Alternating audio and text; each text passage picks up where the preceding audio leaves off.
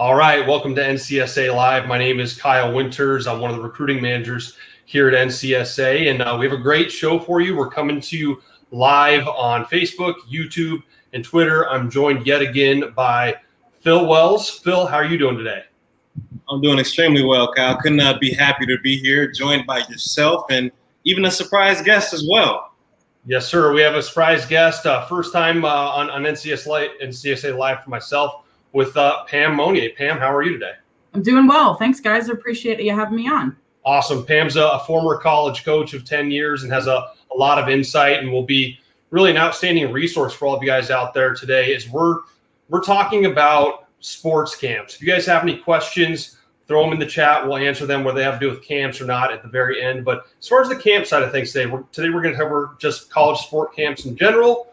We're going to go over how to choose which sports camps to attend. That's an incredibly difficult process. How to get noticed at college sports camps, not as easy as just show up, and how to find a great college sports camp for you. We'll kind of wrap it up and take some questions from there. So first and foremost, as I mentioned, Pam, you were a college coach for 10 years. You have a ton of experience with sports camps. Kind of talk us through what college sports camps are in general, starting from like middle school and working up through high school.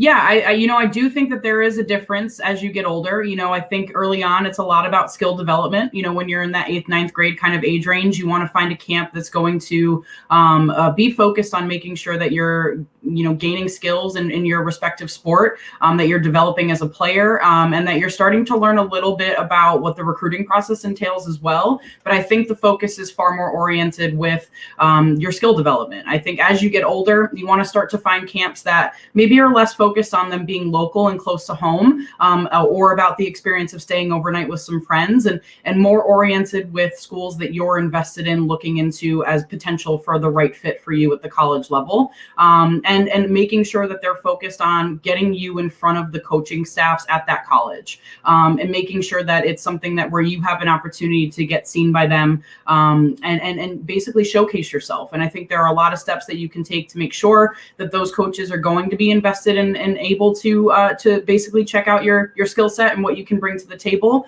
But I think for the most part, it does develop over the course of time, and you want to start to tailor that toward what you're interested in looking at as you get older and as you progress towards really wanting to showcase yourself in front of those coaches. For sure. There's absolutely a progression over time from middle school through high school. Phil, I personally didn't attend any college camps when I was going through the recruiting process in high school. Football is a little bit different, and they have like junior days, and they do have college camps as well. I don't know about your experience, if you ended up attending any camps or you're going through the process in high school. Yeah, actually, Kyle, my experience was exactly a correlation to what Pam described as far as the natural and gradual progression. You take it, as far as my personal background, I played football from a very early age prior to high school. And at that point, camps were very relevant, but it was more geared towards that progression of development. Okay, the earlier you are, the younger you are, the more you want to focus on developmental aspects as well as just sharpening your overall skill set towards that given sport. Again, me being it was football. Now, as you get a little bit older, as you get into high school, and again, as you advance a little bit more as a student athlete, then again, as Pam mentioned, you can set your sights a little bit more on, recruiting camps, in which we'll talk a little bit more here later on. But you can focus your sights on, camps that are a little bit maybe further away from home. You can start focusing your sights on different camps that are actually going to allow you to probably perform in front of a college coach versus getting instruction from a high school coach, when we see a lot of aspects of developmental versus being older and seeing those aspects of recruiting and actually making a name for yourself at the college level. For sure. And it's absolutely worth calling out. This is a new partnership of ours when we're talking about camps. It's a lot about developing skills. IMG Academy is actually one of our newest partners, largest, most innovative leader in athletic and performance development. That's the type of camp where you're going to learn from the same coaches who have led athletes to D1 programs, professional sports. We actually have a promo code for you guys out there. It's $100 per week at a camp as well. And if you need some more information about just camps in general, check out our website, ncsasports.org, and you're able to navigate to your sports section and do some research and find out what's near you. But moving on to maybe one of the most difficult aspects of the process when it comes to sports camps is parents, they don't want to feel like they've been bamboozled. They don't want to go to a camp and feel like They've paid a ton of money, just gotten a t-shirt, not gotten anything out of it. So Pam, we'll go back to you. How do you choose which sports camps to attend? I think you need to do your research. You have to make sure that the camp is oriented towards what the goals are for your student athlete at the time, for your child at the time. There are camps where you can reach out to the camp director, whether it's the head coach of that program, or if it's one of their assistant coaches, or if there is a camp director associated with the institution for the wide range of summer camps offerings that they're providing over the course of the summer. Making sure that you're understanding whether it is a skills development camp where it's going to be 300 400 maybe even 500 student athletes, or if it's more of an identification camp, an ID clinic per se, where it's invite only and it's just inviting a certain number of prospects that they're looking to really evaluate and make sure that they are the kind of student athlete that they would want to have a part of their program. So it's about digging in, and those buzzwords, ID camp, skill development camp, things that cost between $450 $500. Those are camps that college coaches are using to in a lot of ways provide opportunities for their assistant coaches and even their players to get experience with coaching, versus a camp where it's oriented much more towards the coaching staff sitting in the bleachers and being able to watch the players that they've invited to that college campus to make sure that they're on the right track and someone that they want to recruit moving forward. So I think discerning those differences and having an understanding of what some of those differences might be is going to be really important. And that's as easy as sending an email.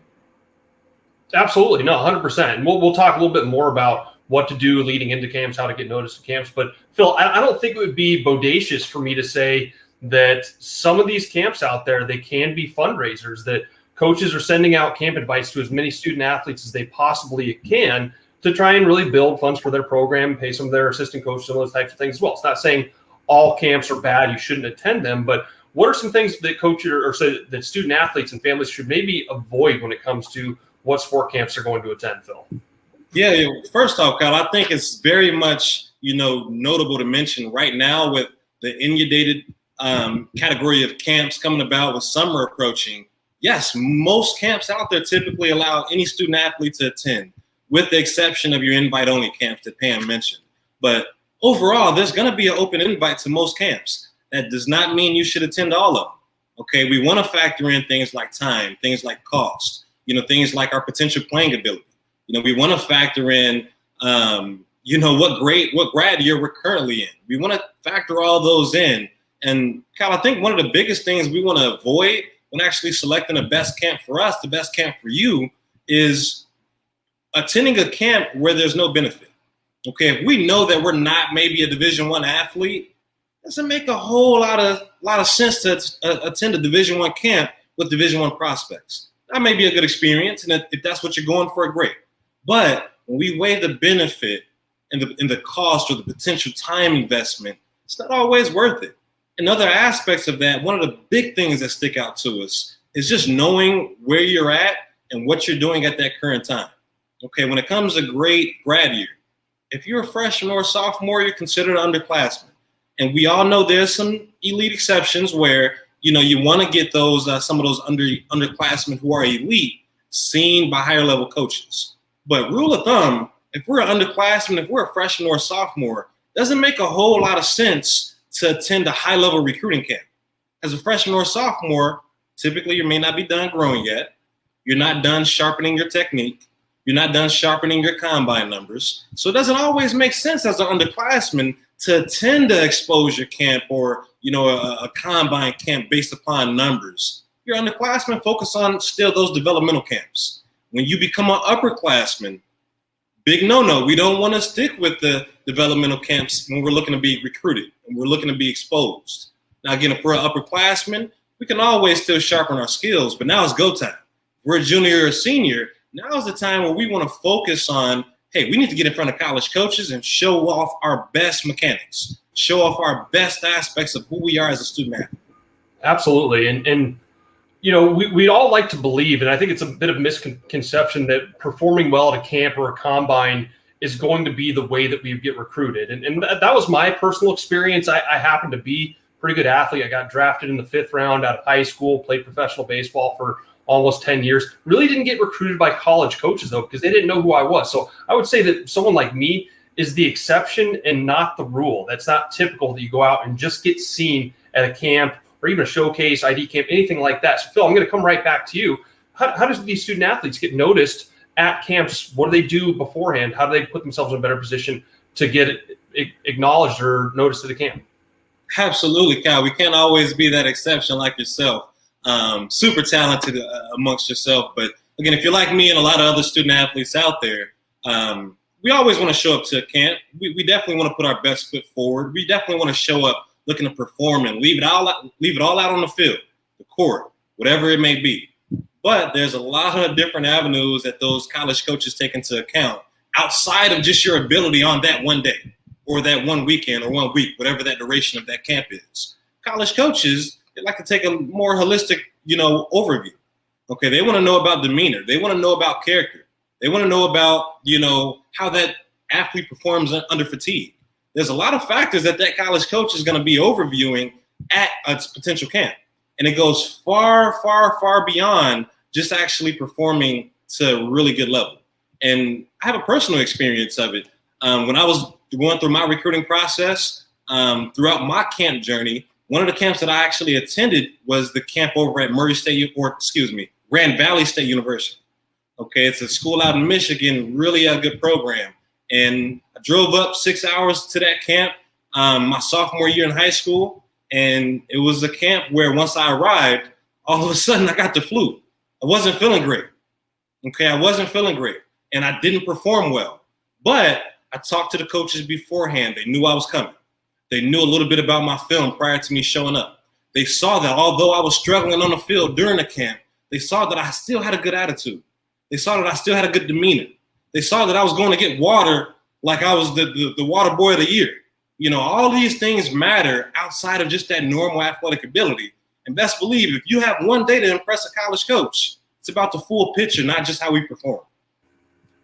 Pam, you have more experience than probably me and Phil combined to do when it comes to identifying prospects and evaluating prospects from your coaching experience. Talk to us a little bit about how you determined who you're going to pay attention to, who you're going to watch, who you're going to evaluate specifically when it came to the camps you guys ran.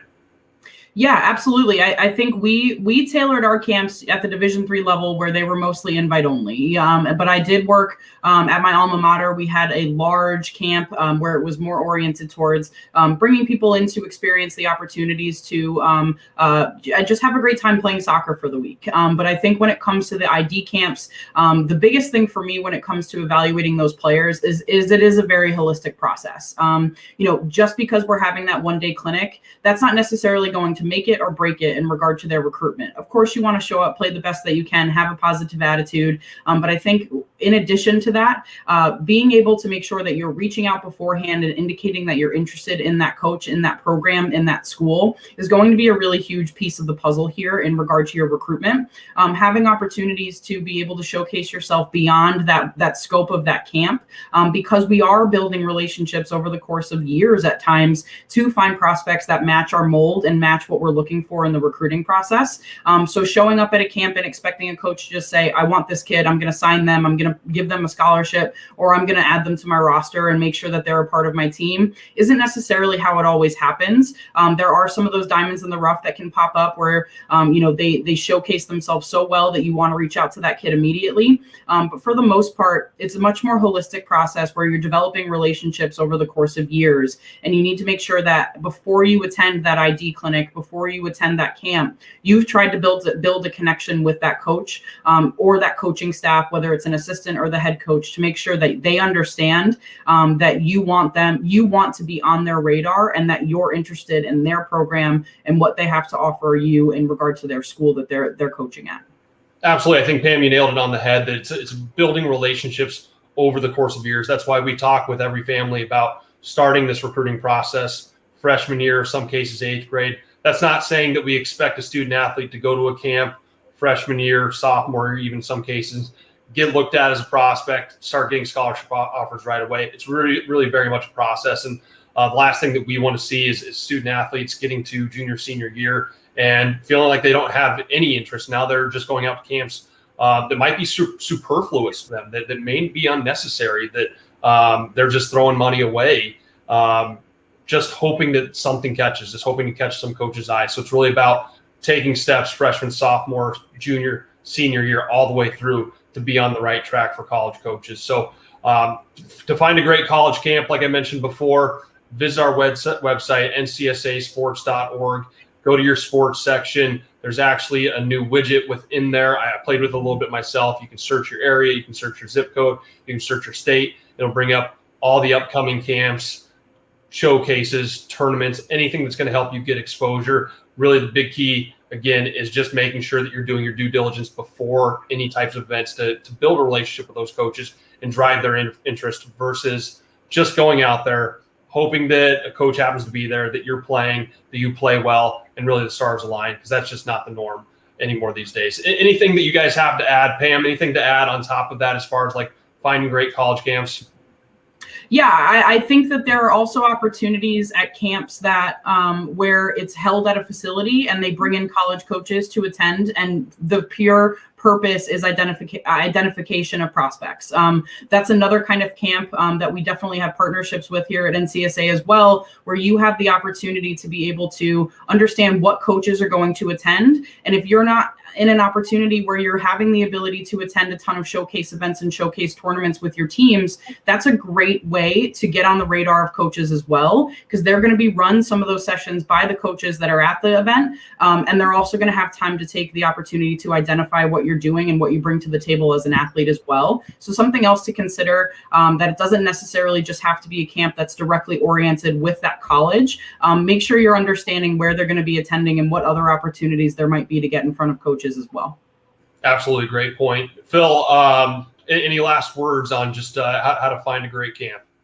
Yeah, just to piggyback a little bit from personal experience, we talk about going to the ncsasports.org, filtering between different camps that may be best for you, maybe best suited for you per sport, per location, per grad year, per whatever you're looking for as far as the recruiting process. And just to piggyback a little bit, I'd be first off, to say it from personal experience, finding camps are not always fun. It's a really tedious process. And as Pam mentioned earlier, you got to do the research for you to get the greatest benefit. Again, we're stepping into June very soon. And again, we're going to be inundated with camps. Okay, everybody's hosting a camp because we had limitations within this past year. So really important, you do the research, although it's tedious when it comes to finding that best fit camp, and no other place and no better place rather to go to that other than going to that website, ncsasports.org. And again, putting in some filters to cut through the process a little bit, because again, it can be very, very, very tedious. And you don't want to spend a whole lot of time researching a camp for it to end up not being a good fit for you. Absolutely. And we don't really talk about the membership side of things very often on NCSA Live, but that's absolutely something that we talk with families about as well on our membership side of things, is how to find that right camp. And we'll talk with families very candidly about, is this a camp I should attend? Is this one I shouldn't attend? And we'll be pretty straightforward. So that's another aspect of it that we don't talk about a ton, is that we can help you guys in figuring out which camps are going to be the right fit for you. So we'll jump into the questions, the Q&A section. Hopefully we have a couple coming through. Let's see what we have here. First question from Sean Smith. My daughter has a lot of prospect camp invites. We are trying to determine which ones she should really attend, how to stand out, questions to ask at the end of the camp. Phil, I'll send it right back to you. Any answers for Sean? Yeah, really, it just depends on what our overall goal is. Who was most personable within that camp invite? Look for personal touches on it. Look to see if it looks more general, as in it was sent out in a mass format. See what's a little bit more personalized, and most important towards you all as an individual family, Sean, figure out between those camp invites, are you actually interested in any of those schools?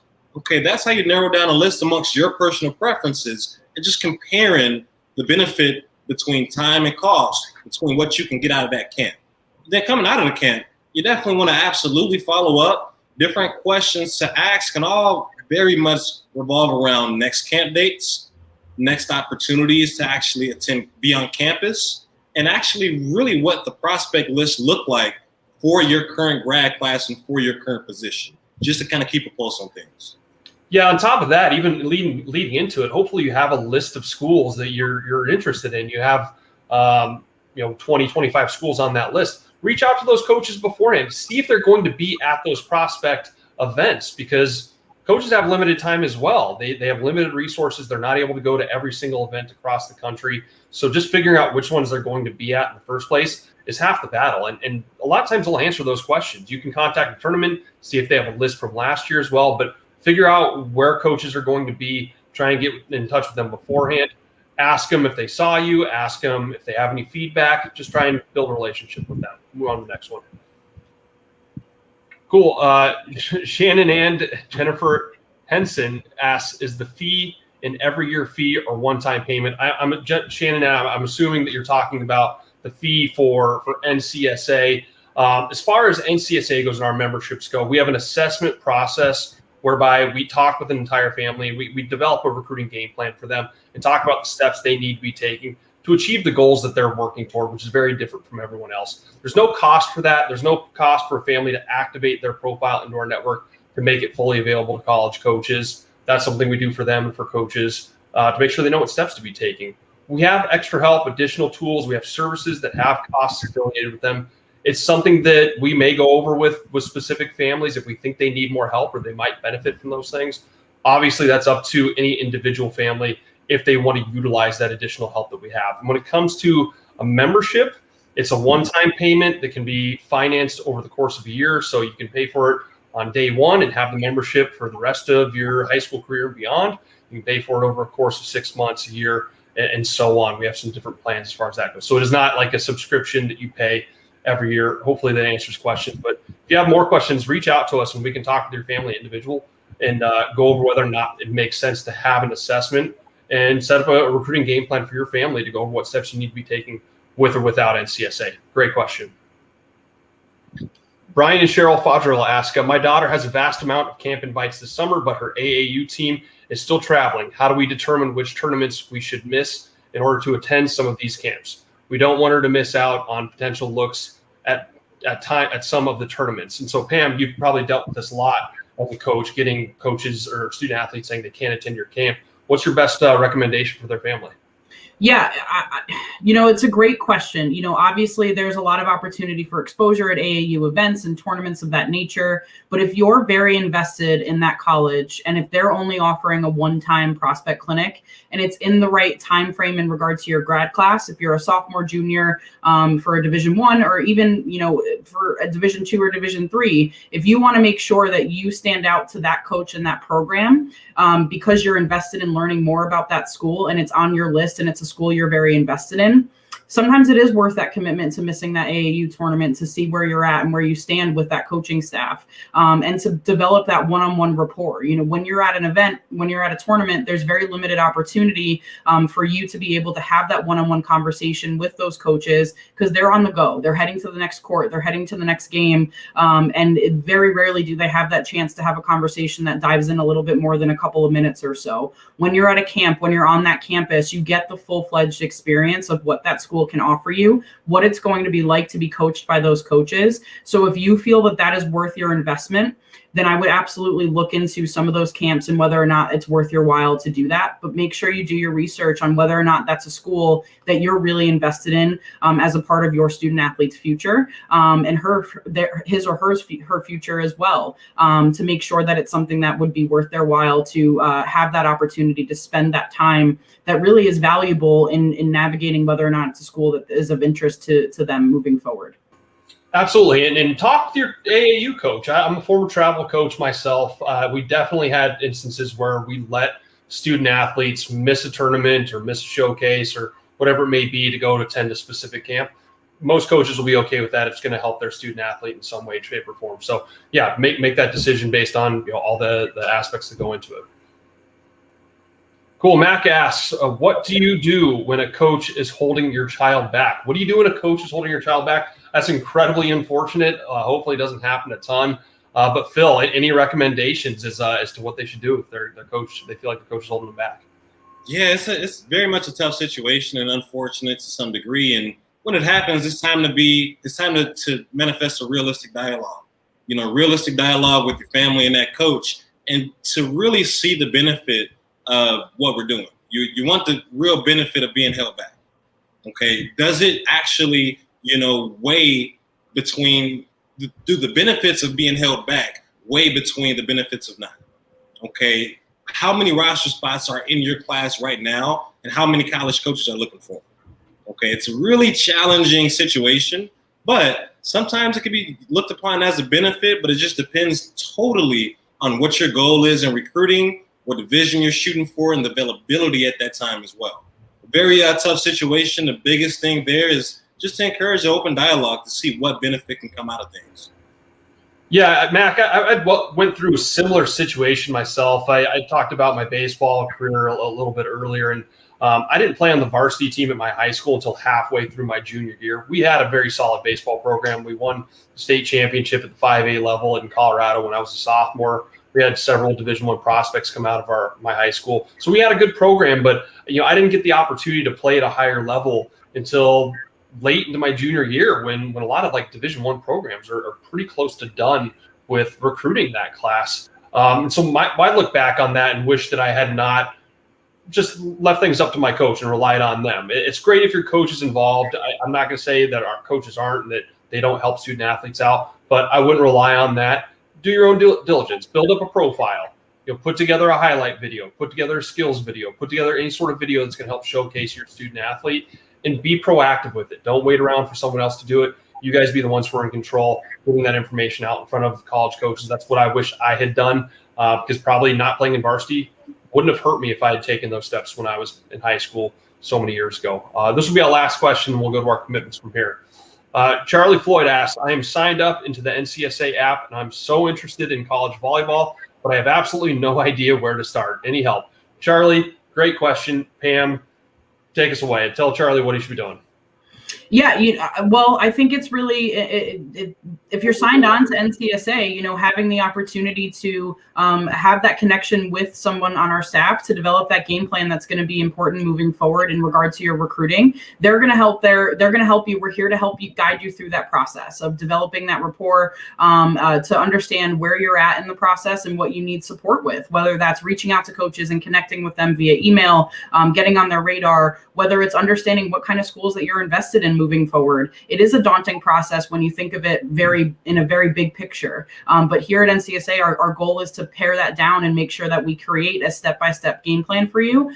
So if you're signed in and if you haven't had that conversation to get your profile activated yet, I definitely recommend reaching out and trying to schedule that appointment to do so. And then from there, you're going to have that step-by-step guidance over the course of your high school career to make sure that you have those opportunities to play volleyball at the college level, because we're going to provide that guidance and that support that you need moving forward to make sure that you're taking the right steps at the right time. First and foremost, I would, depending on what grad year you are, I would think about some schools that you're interested in. Continue to develop, continue to work on your skills, continue to make sure that you are, understanding kind of what level that you feel that would be good for you. If you have an idea of what you want academically, that's going to help to create a list of schools that you can start investing some time in throughout the course of your high school career. But again, once you get signed into NCSA and have that support from our staff moving forward, it's going to be an opportunity for us to take that really daunting process and make it feel a lot more manageable and a lot easier as time goes on moving forward. Awesome. I'll give some very pointed and directed recommendations for Charlie. Charlie, one of the recruiting coordinators I've worked with, Jennifer Hallman, reached out to your family here earlier today. It looks like you guys might have spoken for a little bit. First and foremost, call Jennifer back with your parents and just have a conversation with Jennifer. Jennifer's a parent herself. She has 3 kids who have gone through this process. Her oldest is 27. She coaches herself. And we'll just talk to you guys about what steps to start taking with your profile, just to start taking in general when it comes to the recruiting process. Again, we have the assessment process. She'll talk to you guys about whether or not it makes sense to go through that and get your profile activated. Those will be great steps to help you guys moving in the right direction forward from here. And then hopefully you'll have a game plan on what to be doing with or without NCSA. So thank you guys for all the questions. We'll head into our commitments here to talk about some other people who were with NCSA, who used NCSA, and have had a ton of success. So our first commitment for today is Ainsley Coates, who's headed to the University of Charleston. Ainsley is a 2022 graduate, so she's just in her junior year right now. committed to D2 University of Charleston. I've been to Charleston a handful of times in West Virginia. It's a pretty cool place. I played against the West Virginia Power there. It's their baseball team. They have the Toast Man there. It's a smaller town in West Virginia, but it's fantastic. She had a ton of success through NCSA, was emailing with the coaches at University of Charleston, 93 total views, 30 follows, ton of success, had been using her profile since 2019. So congratulations to you, Ansley. Hope it's a really great experience for you. Hopefully great years ahead of you. We'll head to the next one to Phil. Cool. We got Lucas Hoffman coming up here. Obviously, Lucas is looking like he's right in the middle of competition. Has his action face on there. Lucas is going to be headed over to North Central College for track and field. Shout out to Lucas. North Central College, actually in Naperville, Illinois. And Lucas is from Illinois. So huge shout out to Lucas for being able to stay in the home state. And really a solid program he's going over to with a really one of the nicer towns and cities here in the state of Illinois. Awesome. And our last commitment from today is Noah Nordgren's a football player headed to Bethany College in Kansas. He actually started using NCSA in December of 2020, so only 5 months later, and he's getting commitment to Bethany College. I'm sure I've driven past it, probably a small town in Kansas, but it'd be a great experience. You guys will be the life of the town and probably the biggest thing going on there. So it'll be a great experience for you, Noah. Extremely excited for all of your success. And congrats to all of our commitments. If you guys have commitments out there who are listening, send them into us so we can shout them out and celebrate your success as well. Coming up next week, we're going to be talking. It's going to be a live Q&A episode, which are some of my favorites, where we can just answer questions the whole time and talk about whatever it is you guys have in mind as we head into the summer months, tournaments, showcases, camps, combines, all the crazy stuff that's on the radar and on the horizon for the recruiting process. Pam, Phil, any last words? Yeah, it's been a pleasure, Kyle. I definitely say this is a huge topic to go over as far as camps branching into June. And again, couldn't be happier to be joined by yourself. Again, that exception of, not necessarily needing a bunch of camps. And then obviously, Pam, yourself actually being on the opposite end of me and Kyle and having the opportunity to actually recruit kids from camps and share some of that knowledge. So just very, very much privileged to be here with you guys. Absolutely. My pleasure, Kyle. My pleasure, Phil. It's been fantastic to be able to be a part of this. And, I think really my last piece of advice, reach out to the coaches beforehand, get on their radar, make sure that they have an understanding of who you are, why you're interested, and why you want to invest time into attending that camp and being a part of that program. And that's really going to make a difference, make an impact. And I think my second piece of advice, and maybe even the most important, thank that coach at the end of that camp. Walk up to them individually, shake their hand, maybe not shake their hand, maybe give them a fist bump here, post-COVID life, and make sure that you are thanking them for the opportunity to play in front of them. And that really does make an impact and leave a lasting impression on those coaches. Outstanding point, Pam. Thanks for jumping on with us. You're welcome anytime. Phil, great speaking with you as always. We'll see you guys next week.